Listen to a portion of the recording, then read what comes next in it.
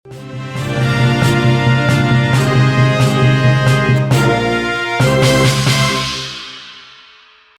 Pendidikan, Kebudayaan, Riset, dan Teknologi, Mendikbudristek, Nadiem Makarim mengungkapkan, ada 100.000 guru honorer yang akan diangkat menjadi guru pegawai pemerintah dengan perjanjian kerja PPPK.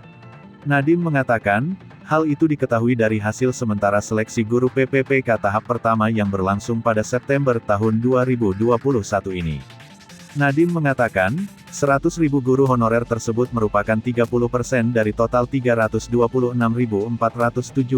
formasi yang mendapatkan pelamar.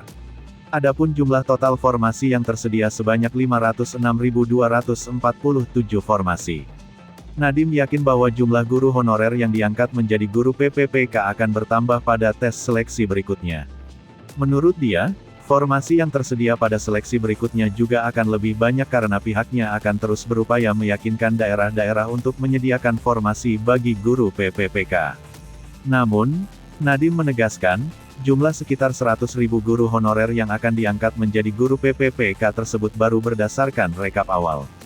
Saat ini, pengolahan data hasil ujian seleksi pertama masih berlangsung dan panitia seleksi nasional masih berembuk untuk memfinalisasi hasil ujian tersebut. Pengumuman lengkap ujian seleksi pertama dilakukan beberapa hari ke depan, ujar Nadiem.